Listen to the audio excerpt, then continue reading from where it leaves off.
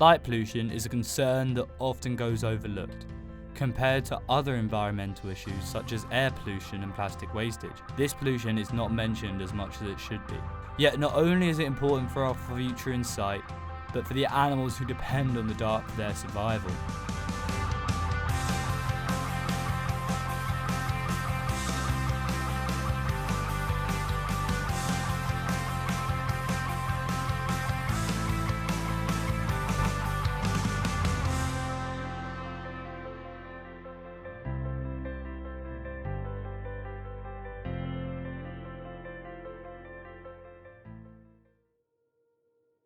Light pollution is artificial light that is excessive, wasteful, and obtrusive.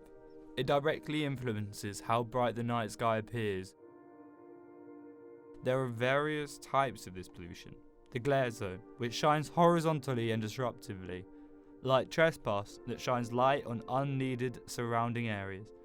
And sky glow, which is a halo-type sheet that hovers above cities caused by light particles scattering around.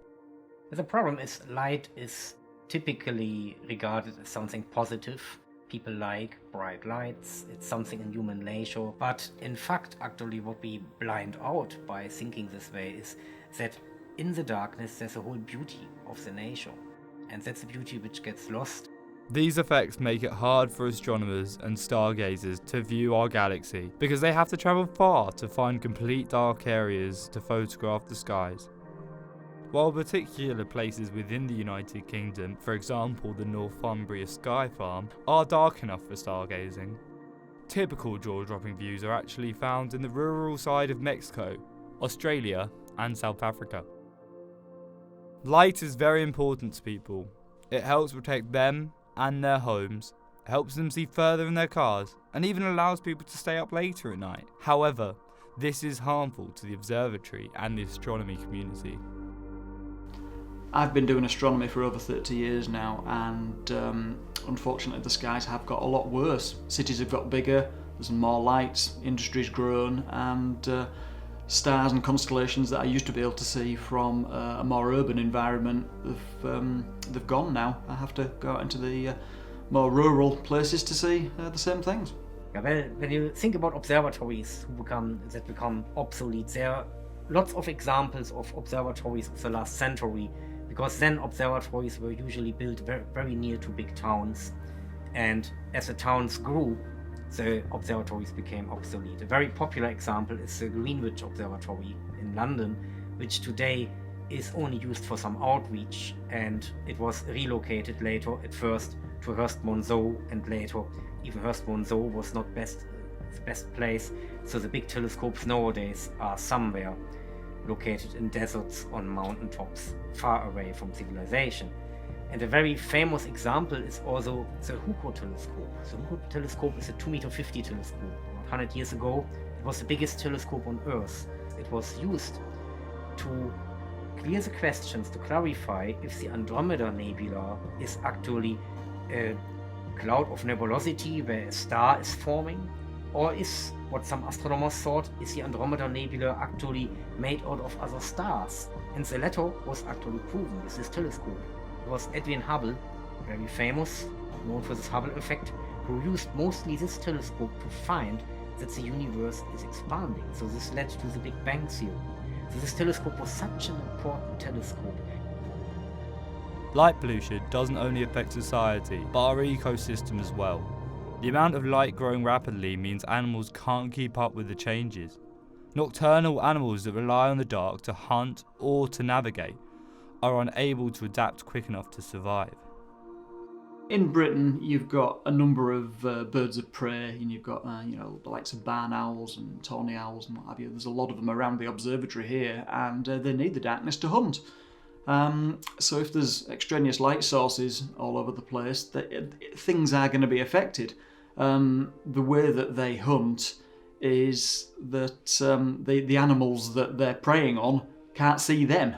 So of course, if there's a big glow in the sky, the mouse is going to stand a better chance of getting away. So unfortunately, the barn owl's going to miss out on a meal. Insects are a very important part of the food chain, but insects can get caught in the light cones of street lights, especially when the light involves some short wavelengths, like what we see as blue wavelengths.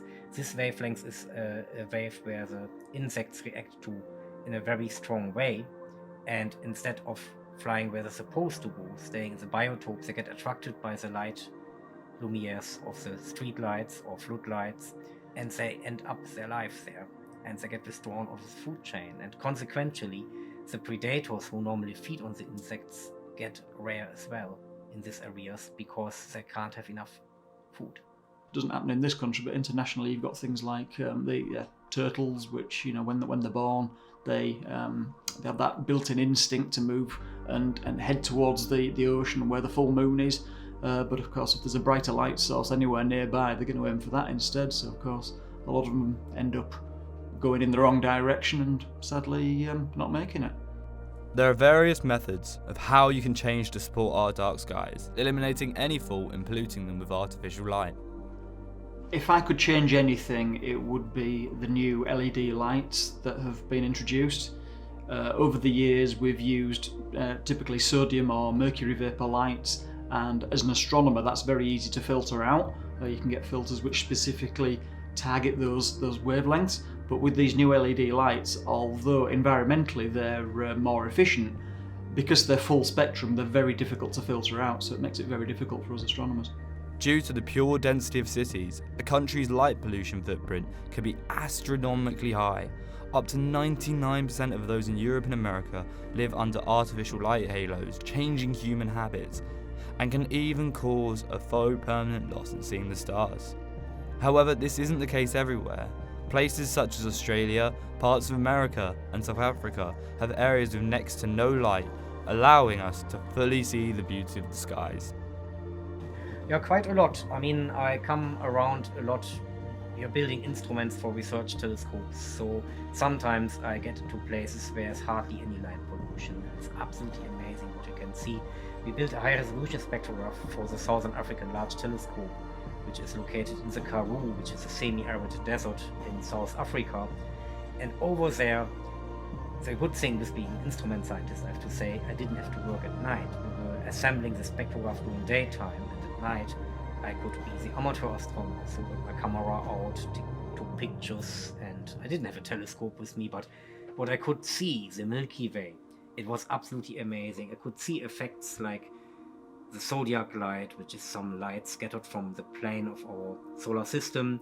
I could even see the Gegenschein, which is a very, very dim phenomena, which has to do with molecules and dust particles in our own solar system reflecting the light 180 degrees back from the sun. So opposite of the sun, you can see a very, very dim spot in the sky, and I could see it. I never thought you could see something like this.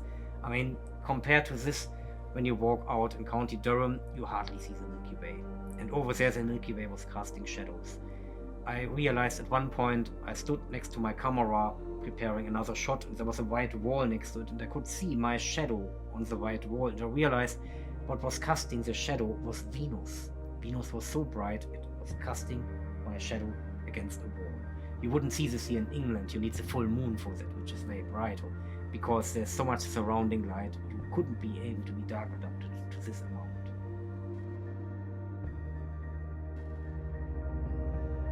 Light pollution is not deemed as credible as other issues, but we hope its importance is noticed worldwide. Our society and ecosystem would benefit from making sure street lights, as well as safety lights, are installed correctly and private home and office lights are turned off when not in use. We have the chance to save our sky, so let's do it while we can. To understand more about light pollution and how this affects you and the environment you live in, visit the Commission for Dark Skies. Make your future brighter, not the Earth's.